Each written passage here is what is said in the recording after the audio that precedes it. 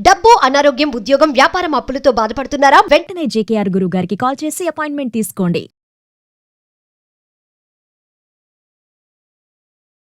నమస్తే, welcome back to Suman TV. ప్రస్తుతం మనతో పాటు ఉన్నారు కేరళ జ్యోతిష నిపుణులు, life coach, money skills, law of attraction, date of birth లేని వారికి పుట్టుమచ్చల శాస్త్రం, ప్రశ్న శాస్త్రం, హస్తరేఖల ద్వారా జాతకాన్ని తెలియజేయగలిగే బ్రహ్మశ్రీ డాక్టర్ జేకేఆర్ గారు ఉన్నారు. గురుగారితో మాట్లాడదాం.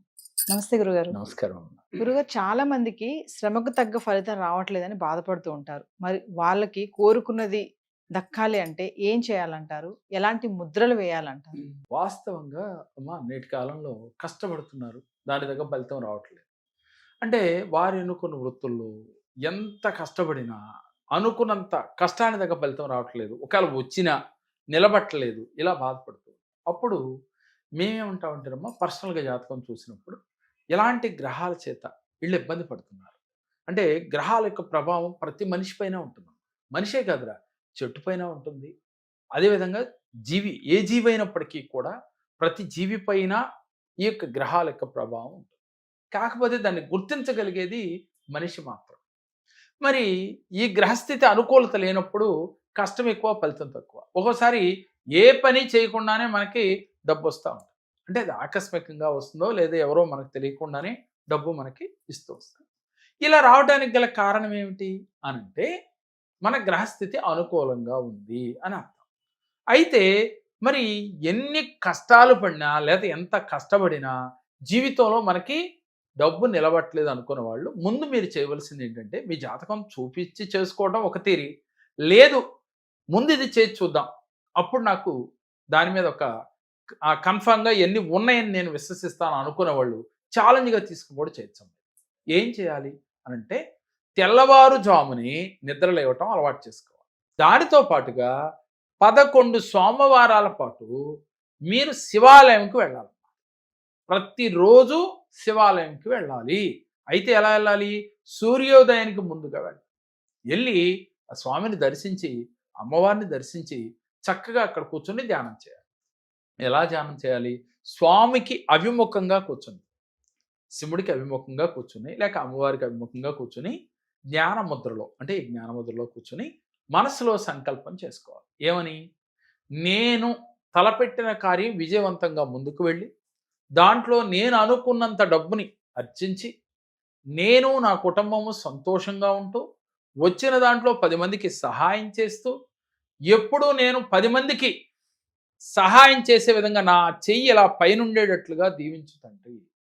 అంటే ఎప్పుడు కూడా దానం తీసుకున్నవాడు కింద ఉన్నట్ట పైన ఉన్నట్టమ్మా? కింద ఉన్నట్టు. దానం ఇచ్చేవాడే పై చెయ్యి. కాబట్టి మన చెయ్యి ఎప్పుడు కూడా దానం చేసే స్థితిలో ఉండాలి. ఇలా ఉండాలి అని భగవంతుడు ముందు మనసులో ఉన్నట్లుగా ఫీల్ అవుతూ ధ్యానం చేయాలి. ఇలా 11 సోమవారములు చేయాలి. అలాగే ఇది అయిన తర్వాత రుద్రాభిషేకం చేయించాలి. శివాలయంలో ఏకరుద్రాభిషేకం 11 సోమవారములు చేయిస్తే మీకు వెంటనే ఎటువంటి గ్రహదోషములు ఉన్నా తొలగిపోయి దైనందిన జీవితంలో మీకు కష్టానికి తగ్గ ఫలితం వస్తుంది. కానీ మరి ఇది సహజంగా నిజమా అంటే, మీరు ఎప్పుడైనా చేశారా? 11 సోమవారములు అంటే 4 సోమవారాలు చేసామండి, 2 సోమవారాలు చేసాం, ఇలా కార్తీక మాసంలో చేసామని చెప్తారు. కానీ తెల్లవారుజామున సూర్యోదయానికి ముందుగా నిద్రలేచి చక్కగా స్నానం ఆచరించి తలారా స్వామివారి దగ్గర వెళ్ళి దర్శించి ధ్యానం చేయాలి, రుద్రాభిషేకం చేయాలి. దీంతో పాటుగా మనకి శివాలయంలో రివర్స్ ప్రదక్షిణ చేయాలి.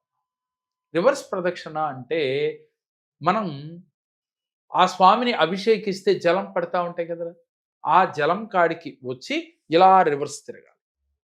దీన్ని ఎవరైతే శివాలయంలో సోమవారం రోజున కానీ, ఆరుద్రా నక్షత్రం రోజున కానీ, సాయం సమయంలో అంటే 5:30 నుంచి 6:30 లోపుగా ఎవరైతే రివర్స్ ప్రదక్షిణలు చేస్తారో చాలా అద్భుత ఫలితాలు వస్తాయండి.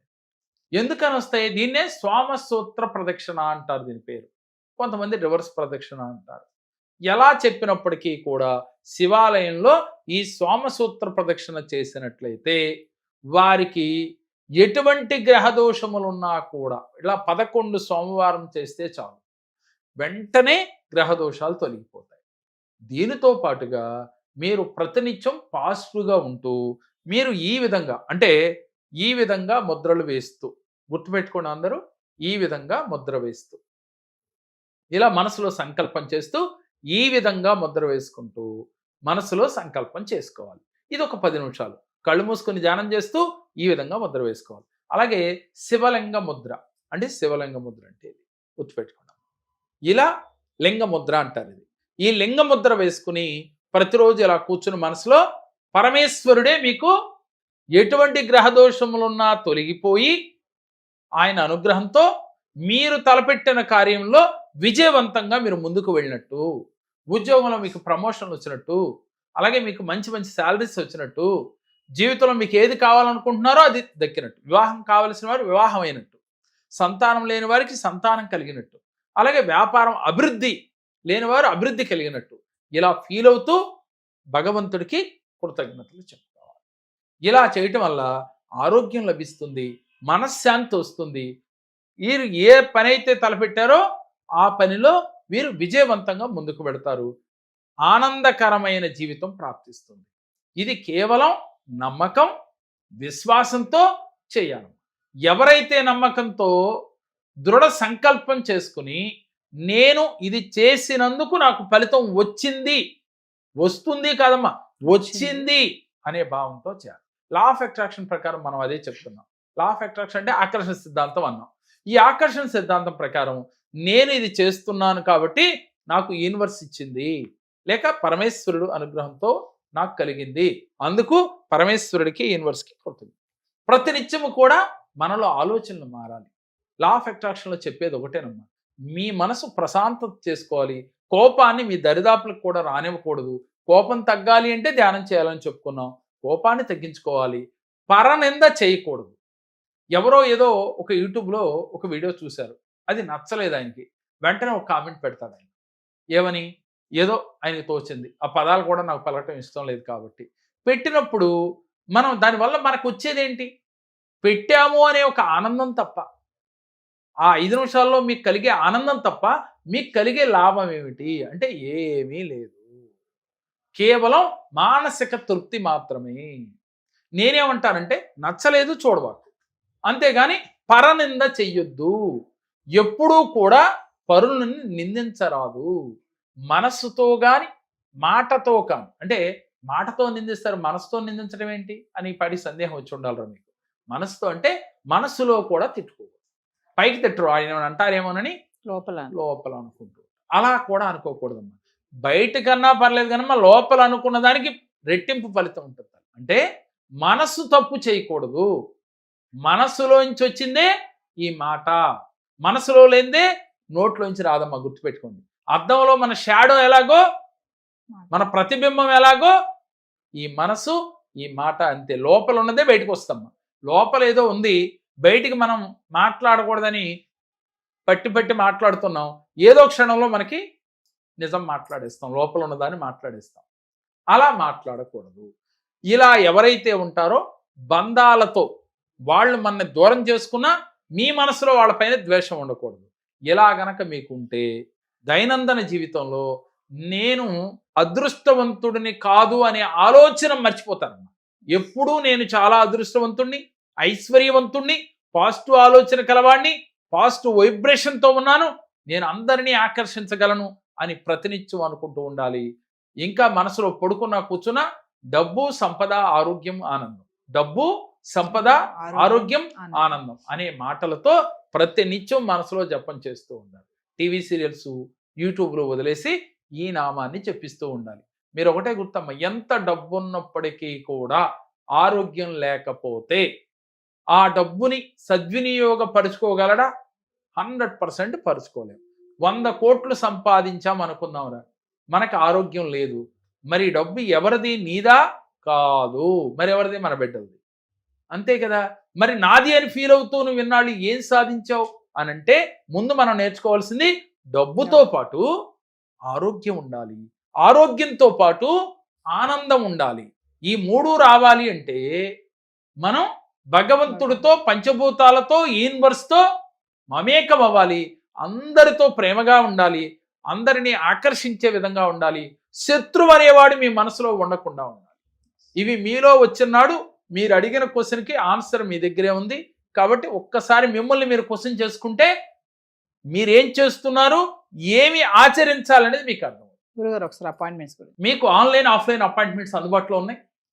హైదరాబాద్, విజయవాడలో ఆన్లైన్ ద్వారా, ఆఫ్లైన్ ద్వారా అందుబాటులో ఉండటం జరుగుతుంది. సమస్యలు వచ్చినాయి అని భయపడద్దు. సమస్య రావటం మానవ నైజం. కానీ అటువంటి సమస్యని ఎదిరించాలి అంటే మనకు ఒక మార్గం కావాలి. ఆ మార్గం ఎలా అంటే ఈ కేరళ సంఖ్య జ్యోతిషంలో ఒక వ్యక్తి జాతకాన్ని 12 కోణాల్లో చూసి, పరిశీలించి, పరిశోధించి వారికి పరిపూర్ణంగా మీకు వివరణ ఇచ్చి దాని నుంచి బయటపడే మార్గాన్ని తెలియచేస్తూ ఉన్నాం. గంట నుంచి గంటన్నర వరకు మీ జాతక విశ్లేషణలు తెలియచేసి, అలాగే మీతో మనీ మెడిటేషన్స్, అలాగే ఎక్కడైతే బ్లాక్ అయి ఉన్నారో ఆ బ్లాకేజ్ తీయటం, మీరు ఏ చిక్కుముళ్ళతో మీరు బందీగా ఉన్నారో ఆ చిక్కుముళ్ళని విడగొట్టి ఆ క్షణమే మిమ్మల్ని పంపించడం జరుగుతుంది. ఇది మీరు ఇంటికి వెళ్ళి ప్రాక్టీస్ చేస్తే కరెక్ట్గా 11 రోజుల నుంచి 41 రోజుల్లో మీరు అనుకున్న గమ్యాన్ని చేరగలుగుతారు. అలాగే ధనాన్ని ఆకర్షించగలుగుతారు.